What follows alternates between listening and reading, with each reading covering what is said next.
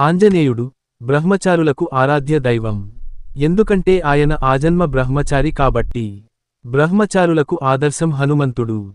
పెళ్లంటే మొహం మొత్తిన వారికి మంచి మిత్రుడు హనుమాన్ అలియాస్ అంజీ. కాని వీళ్లంతా అనుకుంటున్నట్లు హనుమంతుడు నిజంగా బ్రహ్మచారేనా? ఆయన పెళ్లి చేసుకోలేదా? ఒకవేళ చేసుకున్నట్లయితే ఆయన బ్రహ్మచారి కాడని తెలిస్తే ఈ బ్రహ్మచారుల గుండెలు పగిలిపోవు. హనుమంతుడు కఠిన నియమానికి, కఠోర బ్రహ్మచర్యానికి సింబల్. మరణమే లేని వరం పొందిన నవమ బ్రహ్మ. ప్రతి ఊరికి ఆయన క్షేత్రపాలకుడు, అంటే కాపాడేవాడు. అలాంటి అంజి పెళ్ళెప్పుడు చేసుకున్నాడు? బ్రహ్మచర్యానికి ఆదర్శపురుషుడైన తానే బ్రహ్మచర్యానికి తిలోదకాలిస్తే పాపం ఆయన ఫోటో పెట్టుకుని ఘోటక బ్రహ్మచర్యం చేస్తున్న వారి గతేం కావాలి? రామభక్త హనుమాన్ గురించి ఒకరికి ఒకరు చెప్పేదేముంది? పిల్లల దగ్గరి నుంచి పెద్దల దాకా హనుమంతుడంటే ఒక విశ్వాసం. ఆంజనేయుడి ఫోటో పక్కన ఉంటే పసివాళ్లకు ధైర్యం. పవనసుతుణ్ణి తలుచుకుంటే పెద్దలకు బలం. అంజిని అర్చిస్తే యువతకు బుద్ధి. ఒక వర్గానికి, ఒక జాతికి, ఒక కులానికి అని కాకుండా అన్నింటికీ అతీతంగా అందరికీ ఆప్యాయంగా ఉండే దేవుడు ఎవరైనా ఉన్నారా అంటే అదే ఆంజనేయుడు. ప్రతి ఊరి ప్రారంభంలో హనుమంతుడి విగ్రహం ఉందంటే ఆ ఊరు ఆయన సంరక్షణలో ఉందని అర్థం. కాలనీ కొత్తగా వెలసిందంటే ముందుగా ఏర్పడేది హనుమంతుడి ఆలయమే.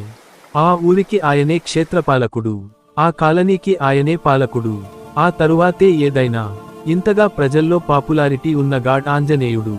మామూలుగా హనుమంతుడి గురించి చెప్పాల్సి వచ్చినప్పుడు మొదటగా చెప్పేది ఆయన బ్రహ్మచర్యం గురించే. కాని ఇప్పుడా బ్రహ్మచర్యానికే ముప్పు వచ్చిపడింది. భావి బ్రహ్మ అయిన ఆంజనేయుడి బ్రహ్మచర్య దీక్షను సువర్చలాదేవి అనే సూర్యుని కుమార్తె భగ్నం చేసిందిట. అంతటి కఠోర దీక్షలో ఉన్న హనుమంతుడు సువర్చలాదేవిని వివాహం చేసుకోవటం నిజమేనా అన్న ఆశ్చర్యం కలగకపోదు.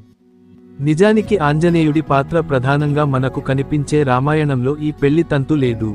మరి ఆ రామాయణాన్ని రాసిన వాల్మీకి హనుమంతుడికి పెళ్లయిన సంగతి తెలుసో లేదో తెలియదు కాని అందులో పవనసుతుడి పాత్ర అంతా రాముడికి సేవ చేయటంతోనే సరిపోయింది. రామాయణంలో తీవ్రమైన బ్రహ్మచర్యాన్ని అవలంబించిన మన ఆంజనేయుడికి పరాశర సంహిత వంటి కొన్ని పురాణాలు హనుమంతుడిపై ప్రేమ పడి పెళ్లి చేసేశాయి. అలా పెళ్లి చేస్తే వచ్చిన భార్యే Suvarchaladevi, the daughter of god sun. Suvarchaladevi సూర్యుని కూతురు. ఆమెను ఆంజనేయుడు పెళ్లి చేసుకున్నాడట. హనుమజ్జయంతి రోజునే ఆయన పెళ్లి వేడుకలను దేశంలోని అనేక ఆలయాల్లో జరపటం ఆనవాయితీగా కూడా మారిపోయింది. హనుమంతుడు పసివాడిగా ఉన్నప్పుడే సూర్యుణ్ణి పండుగ భావించి ఎగిరి అందుకోబోయాడట. అలా సూర్యుణ్ణి చేరిన హనుమంతుడు ఆయన దగ్గరే సకల విద్యలను అభ్యసించాడు. విద్యలన్నీ పూర్తయిన తరువాత సూర్యుడు హనుమంతుడిని కోరిక కోరాడట. తన కుమార్తె సువర్చలా దేవిని వివాహం చేసుకోవాలన్నది ఆ కోరికట. గురువుగారి కోరిక విని హనుమంతుడి గొంతులో పచ్చి వెలక్కాయ పడినట్లయింది.